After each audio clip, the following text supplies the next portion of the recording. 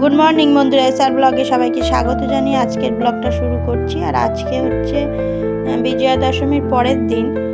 আর একটা নিমন্ত্রণ বাড়ি আছে। নিমন্ত্রণ মানে আমার দাদু মারা গেছিলো বলেছিলাম, তাই জন্য সেই মামা যে কাজটা হয় ওটা 15 দিনের পরে করেছে, ওই জন্য মামা নিমন্ত্রণ করেছিল, সেখানেই যেতে হবে। তাই এই যে এইগুলো নিয়ে এসেছি, মামির শাড়ি, দিদিমার শাড়ি, আমার মামার ছেলে যে ভাই, ওই ভাইয়ের জন্য গেঞ্জি নিয়ে এসেছি। আর মামার প্যান্টের পিস আর শার্টের পিসটা এখনও নেওয়া হয়নি, মনে করছি যাওয়ার সময় নিয়ে নেব।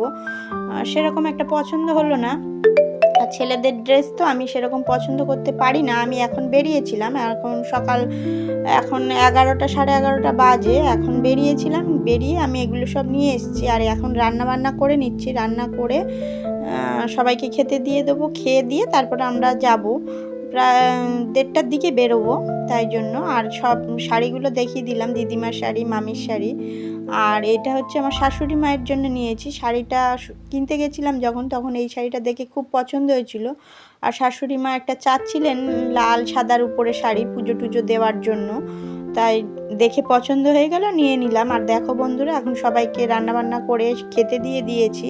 আর এখন আমিও রেডি হয়ে নিয়েছি। আর ছোটো মেয়ে রেডি হয়নি এখনও, বড়ো মেয়েও রেডি হয়নি, আমি রেডি হয়ে নিয়েছি। ওদের তো রেডি হতে সময় লাগে, আর যেহেতু দুপুরবেলা আমি ওই জন্য আগেই রেডি হয়ে নিলাম। ওরা রেডি হয়ে, আমি হাজব্যান্ড দোকানের থেকে এলেই চলে যাব। আর দেখো বন্ধুরা, এখন সবাই রেডি হয়ে চলে এসেছি, ট্রেনে উঠে গেছি। ট্রেন থেকে নেমে আবার একটু অটোতে যেতে হবে। আর এই যে আমার হাজব্যান্ড আর ও বসেছে, ছোটো মেয়ে এক জায়গায় বসেছে, আমি আর আমার বড় মেয়ে বসেছি। আর ও বলছিল যে আমার ছবি তুলবে না, ওটাই বলছিল।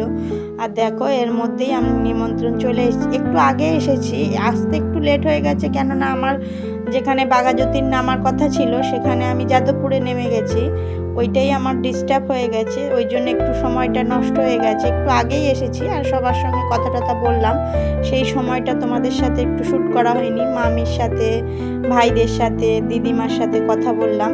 আর কথা বলার পরে আমরা খেতে বসে গেছি। এখন প্রায় 8:45 বাজে, খেতে বসে গেলাম, কারণ তাড়াতাড়ি বাড়ি চলে আসতে হবে, ওই জন্য সবাই বসে পড়েছি। আমার মা বাবা ওই যে সামনেই ছিল, আর ওই যে ওটা আমার মামা এসছেন কথা বলতে সবার সাথে।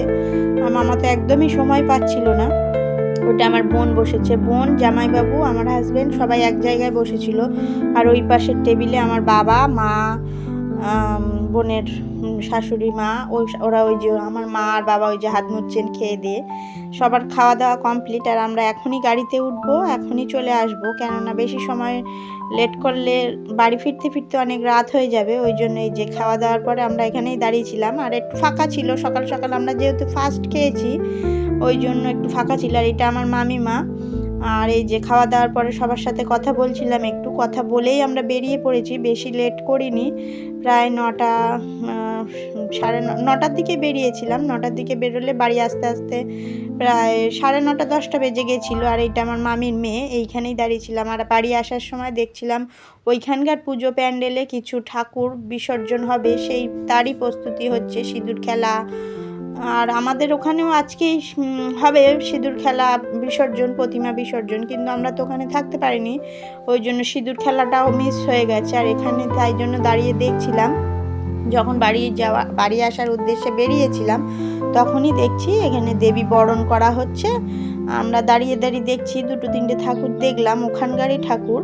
ওগুলো সবই রেডি হচ্ছিল, বক্স টক্স বাঁধা হচ্ছিল, বিসর্জন হবে, বিসর্জনের ড্যান্স হবে, ওই জন্যই দেখতে দেখতে আমরা বাড়ি চলে আসলাম বন্ধুরা। বাড়ি চলে আসলাম বলতে এখানে স্ট্যান্ডে চলে এসেছি, এখান থেকে গাড়ি ধরে আমরা সোজা বাড়ি চলে আসব। তাহলে এই যে বেরিয়ে পড়েছে, আমার হাজব্যান্ড আগে আসছে, আমরা পিছন এসেছি।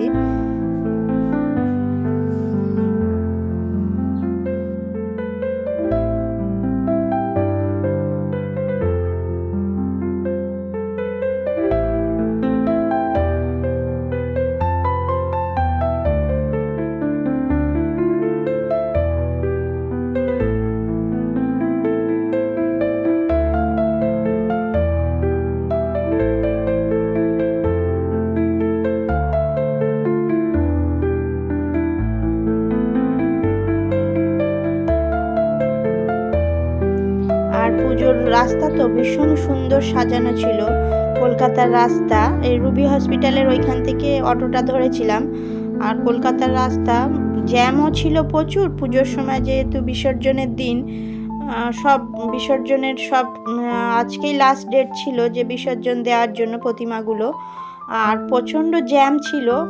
আর কলকাতা শহরের রাস্তা তো প্রচণ্ড আলো টালো দেওয়া হয়েছিল, কেননা পুজোর সময় সব দোকানপাট, শপিং মল সব কিছু তো লাইটিং দিয়ে সাজিয়েছিল, সেগুলো দেখতেও ভালো লাগছিল, তাই তোমাদের সাথে শেয়ার করব মনে করলাম। কিন্তু এত জ্যাম ছিল রাস্তাঘাটে, তোমাদের সাথে আর শেয়ার করতে পারিনি। প্রচণ্ড জ্যাম ছিল। আর একটু আগেই বৃষ্টি হয়ে গেছে, কিন্তু আমরা বৃষ্টিটা পাইনি। যাওয়ার সময়ও বৃষ্টিটা পাইনি, আসার সময়ও বৃষ্টিটা পাইনি। তার আগেই বৃষ্টিটা হয়ে গেছে, আমরা ফাঁকায় ফাঁকায় চলে এসেছি বা গেছিলামও খুব সুন্দর। তাহলে দেখো বন্ধুরা, এখন বাড়ি এসে গেছি, ড্রেস চেঞ্জ করব। তাহলে বন্ধুরা, ভিডিওটি ভালো লাগলে লাইক কমেন্ট করবেন। টাটা।